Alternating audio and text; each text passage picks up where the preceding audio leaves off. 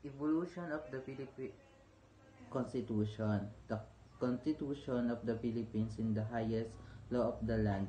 It's the set of the rules that explain how the government works and what rights and the people have. Constitution of the Philippines has been in effect since 1987. There were only the constitution that have effectively government the country. 1935 Commonwealth Constitution, the 1973 Constitution, and the 1986 Freedom Constitution. However, there were either constitution attempt by Filipino in the struggle to break free from the colonial yoke. Mahalaga ring tandaan ang pag-unlad ng wikang pambansa sa kasaysayan ng Constitution ng Pilipinas noong 1935 na pag-usapan ng nagkaroon ng wikang pambansa. Itinatag ni Pangulong Manuel Quezon ang suliranin ng wikang pambansa noong 1936 upang pag-aralan at pumila ng wikang pambansa. Ang Tagalog ang pinili bilang batayan ng wikang pambansa dahil maraming gumamit nito at malawak ang sakop nito. 1897 Constitution of Biak na Bato. In 1896, the Philippine Revolution against the Spanish colonial rule broke out, led by Andres Bonifacio and later by Emilio Aguinaldo. Noong 1896, nagsimula ang revolusyon ng mga Pilipino laban sa mga Espanyol. Pinamunuan nito ni Andres Bonifacio na sinundan naman ni Emilio Aguinaldo. By 1897, Aguinaldo and his force retreated to Biak na Bato, San Miguel, Bulacan, where they established a revolutionary government. Noong 1897, umatras si Aguinaldo at ang kanyang mga kasama sa Biak na Bato sa San Miguel, Bulacan, at doon nila itinatag ang revolusyonaryong pamahalaan ng Pilipinas. To organize the new government, they adopted the Constitution of Biak na Bato on November 1, 1897. It was written mainly by Isabelo Artacho and Felix Ferrer, and it was patterned after the Cuban Constitution since Cuba also revolted against Spain. Upang maisayos ang gobyerno o pamahalaan, gumawa sila ng Constitution ng Biak na Bato noong November 1, 1897. Ang Constitution ay sinulat ni Isabelo Artacho at Felix Ferrer at ito ay hinalin tulad sa Constitution ng Cuba dahil tulad ng Pilipinas, ang Cuba ay lumaban din sa pamahalaan ng Espanyol. The government under Constitution are the Supreme Council, which was vested with the power of the Republic and the President and 4 department secretaries, the Interior, the Foreign Affairs, Treasury, and War.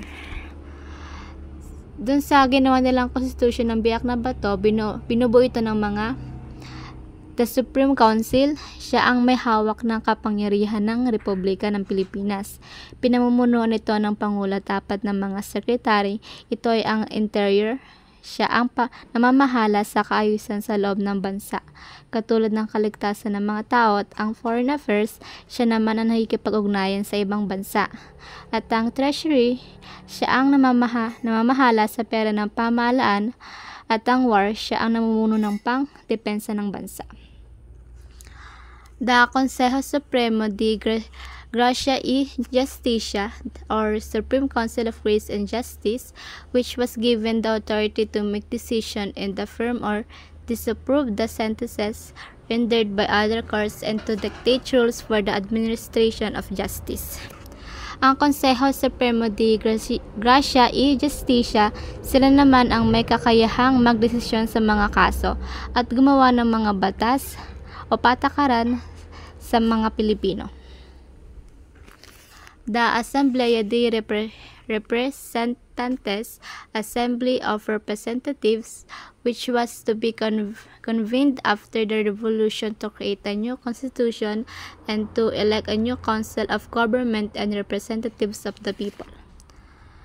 Ang Asamblea de Representantes, ito naman ang binuo pagkatapos ng revolusyon para gumawa ng bagong constitution at pumili ng mga bagong pinuno ng pamahalaan.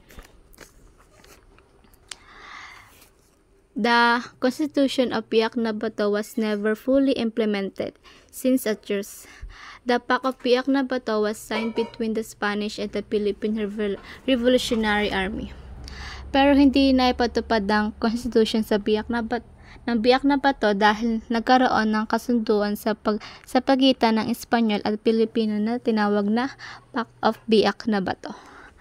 Ang primary source symbol of the Biak na Bato Constitution, the separation of the Philippines from the Spanish monarchy and their formation into an independent state with its own government called the Philippine Republic has been the end sought by the revolution in the existing war, began on the 24th of August 1896 and therefore in its name and by the power delegated by the Filipino people, interpreting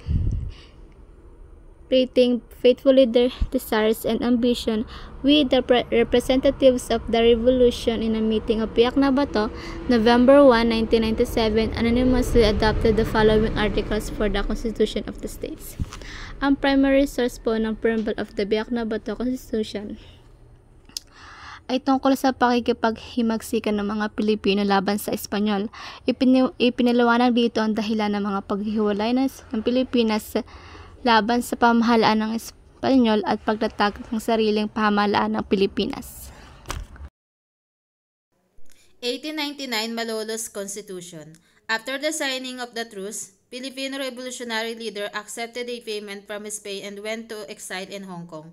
Upon the defeat of the Spanish to the Americans in the Battle of Manila Bay on May 1, 1898, United States Navy transported Aguinaldo back to Philippines.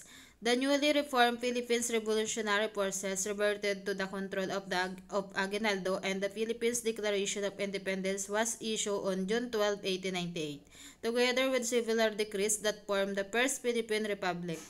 The Malolos Congress was elected, which elected a commission to draw up a draft constitution on September 17, 1898, which was composed of wealthy and educated men. So, after pumirma ng truce, yung mga leader ng revolutionaryo natin, tinanggap yung bayad mula sa Spain at nag-exile sa Hong Kong. Tapos nung natalo ng mga Amerikano ang mga Espanyol sa Manila Bay, binalik si Aguinaldo ng US Navy sa Pilipinas. At nabuo ulit yung revolutionary forces under ni Aguinaldo at nagdeklara ng Independence Day noong June 12, 1898. Kasabay nun naglabas din sila ng mga utos para itatag ang First Philippine Republic. Para magawa to, naghalal sila ng Malolos Congress, puro mayaman at edukado para bumuo ng commission na gagawa ng draft constitution, kaya nabuo ang Malolos Constitution. The document they came up with approved by the Congress on November 21, 1898 and promulgated by Aguinaldo on January 21, 1899. Was titled the Politician Constitution of 1899 and written in Spanish. The Constitution has 39 articles divided into 14 titles, with 8 articles of transitory provision and a final additional article.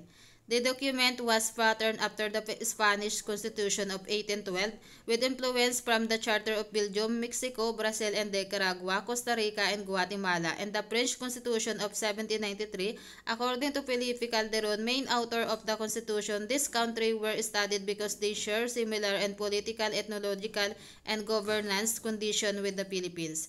Prior constitutional project in the Philippines also influenced the Malolos Constitution, namely the Cartilla and the Sangguniang Hukuman. The Charter of Laws and Morals of the Katipunan, written by Emilio Jacinto in 1986, the Biak na Bato Constitution of 1897, planned by Isabela Artacio, Mabini's Constitution Program of the Philippines Republic of 1898, the Provisional Constitution of Mariano Ponce in 1898 that followed the Spanish Constitution, and the Autonomy Project of Paterno in 1896. Yung dokumento na nabuo nila, inapprove ng Kongreso noong November 29, 1898. Tapos pinatupad ni Aguinaldo noong January 21, 1899. Ang tawag doon ay Political Constitution of 1899 at nakasulat yan sa Spanish. May 39 articles sila na hinati sa 40 na bahagi. Plus may mga dagdag pang provision. Ang disenyo ng konstitusyon na yan ay kinuha sa Spanish Constitution ng 1812 pero may mga idea rin na galing sa Belgium, Mexico, Brazil at iba pa. Sabi nga ni Felipe Calderon, yung pangunahing sumulat, pinag-aralan nila yung mga bansang yun dahil pareho daw ang sitwasyon nila sa Pilipinas noon. Hindi lang yan, na-impluensyahan din yan ng mga naunang gawa dito sa Pilipinas tulad ng Kartilya ni Emilio Jacinto, yung Biak na Bato Constitution at iba pang mga proyekto sa batas. 1899 Malolos Constitution, 14 titles. Number 1, the Republic. 2, citizens' rights. 3, religion. 4, the government. 5, legislative power. 6, permanent commission. 7, executive power. 8, minister. 9, judicial power. 10, local governments. 11, state administration. 12, amendments. 13, special provision. 14, constitution and revision. Ang Malolos Constitution nahahati sa 14 na titulo. Una, tungkol sa republika, mismo kung paano ba ito papatakbuhin. Pangalawa, karapatan ng mamamayanan, ano nga ba yung pwede nating gawin at hindi pwedeng gawin sa kanila. Pangatlo, usapin ng relihiyon. Pang-apat, tungkol sa gobyerno, sino nga ba ang namamahala at paano. Tapos may legislative power sila, yung gumagawa ng batas. May permanent commission din. Sumunod, executive power, sila yung nagpapatupad ng batas. Kasunod ay tungkol sa mga ministers o mga opisyal ng gobyerno. Then, judicial power, sila yung naghuhusga kung may nagkasala. Meron din tungkol sa local governments, paano ba pamamahala sa mga probinsya at bayan. Tapos, state administration, paano ba papatakboy ng buong estado. Panghuli tungkol sa kung paano baguhin ang constitution. May mga special provision pa at tungkol sa constitution and revision mismo. Basically, sinasakop ng 14 na titulo yan, ang lahat ng importanteng aspeto ng pamamahala at karapatan sa isang bansa. Primary source preamble of the Political Constitution of 1899. We, the representative of the Filipino people, lawfully convene in order to establish justice, provide for common defense, promote the general welfare, and ensure the benefits of liberty, exploring intent of the sovereign legislator of the universe for the attainment of this end, have both decreed and sanctioned the following political constitution. Ang preamble o paniniwala ng konstitusyon ng Malolos ay parang panata ng mga Pilipino noong 1899. Dito nila ipinahayag ang mga pangunahing layunin ng bagong republika. Number 1, katarungan, hustisya para sa lahat. Number 2, pagtatanggol, protection laban sa mga kaaway. 3, kagalingang panlahat, pag-unlad ng buhay ng mga mamayanan. 4, kalayaan, pagkakaroon ng kasarinlan mula sa dayuhan. Binanggit din ang paniniwala sa Diyos, makapangyarihang tagapagbatas bilang gabay sa pagbuo ng konstitusyon. Ipinakita nito ang pagkakaisa at determinasyon ng mga Pilipino na magtayo ng sariling pamahalaan, kahit sa gitna ng digmaan laban sa Espanya at Amerika. Kahit hindi nagtagal ang republika, ang preambule ay simbolo ng unang hakbang tungo sa pangarap na maging malaya. At dito po nagtatapos ang aming report. Sana po is marami tayong naunawaan. Maraming salamat po sa inyong pakikinig.